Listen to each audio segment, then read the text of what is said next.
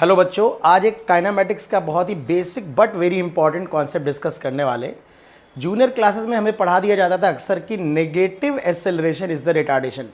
क्या आपको भी यही लगता है कि नेगेटिव एक्सेलरेशन रिटार्डेशन होता है? तो मुझे उम्मीद है कि आपको ये बात सही पता है, और नहीं पता है तो आप अब जान जाएंगे। बच्चों, नेगेटिव और पॉजिटिव किसी भी वेक्टर क्वांटिटी में डायरेक्शन को बताता है। तो जाहिर सी बात है कि एक्सेलरेशन का नेगेटिव होना या पॉजिटिव होना वो साइन कन्वेंशन के आधार पर डायरेक्शन को दिखाता है, यानी नेगेटिव एक्सेलरेशन हमेशा रिटार्डेशन नहीं होता। अगर मैं 1D मोशन की बात करूं तो 1D मोशन में एक्सेलरेशन वेक्टर अगर वेलोसिटी वेक्टर के ऑपोजिट है 1D मोशन में, तो ये रिटार्डेशन का काम करेगा, ये स्पीड को घटाएगा। अब अगर मैंने राइट डायरेक्शन को पॉजिटिव ले रखा है तो मेरा एक्सेलरेशन यहां पर कैसा है? पॉजिटिव, और मेरी वेलोसिटी यहां पर कैसी होगी? नेगेटिव, क्योंकि ये पॉजिटिव और नेगेटिव डायरेक्शन को बता रहा है। तो यहां पर भी ये रिटार्डेशन है क्योंकि वेलोसिटी के अपोजिट है, स्पीड को घटाएगा।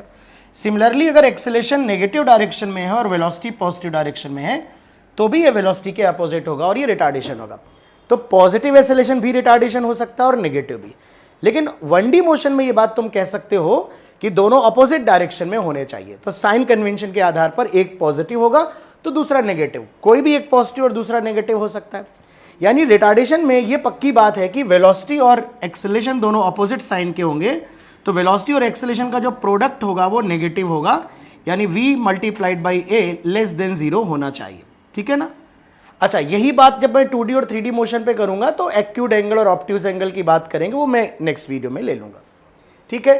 तो अगर मैं एक सिंपल सा क्वेश्चन दे दूं जो जेईई मेन और नीट जैसे एग्जाम के लिए बेहद इंपॉर्टेंट है, ये कि इसमें हमसे कहा गया वेलोसिटी का फंक्शन है टाइम के साथ, इंटरवल बताइए जहां बॉडी के पास रिटार्डेशन है।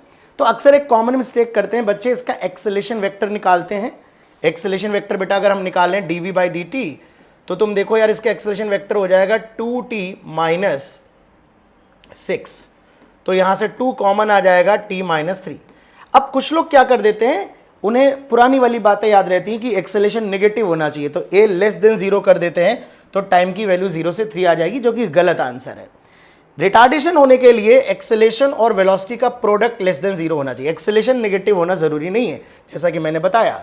तो यहां पर अगर मैं एक्सेलरेशन को देखूं तो 2 इंटू टी माइनस 3, और इसके अगर मैं फैक्टर करूं बेटा, वेलोसिटी के अगर मैं फैक्टर करूंगा तो ये इसमें 2 फैक्टर आ जाएंगे, टी माइनस 2 और टी माइनस 4।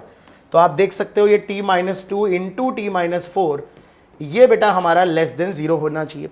अब अगर मैं इस फंक्शन को देखूं कि किस रीजन में पॉजिटिव और किस रीजन में नेगेटिव होगा, तो पॉइंट ऑफ इन्वर्जन अगर मैं इस फंक्शन के देखूं तो यहां पर 2, 3 और 4 आ जा रहा। यहां पर ये फंक्शन पॉजिटिव साइन देगा, यहां नेगेटिव साइन देगा, यहां पॉजिटिव साइन देगा और यहां नेगेटिव साइन देगा।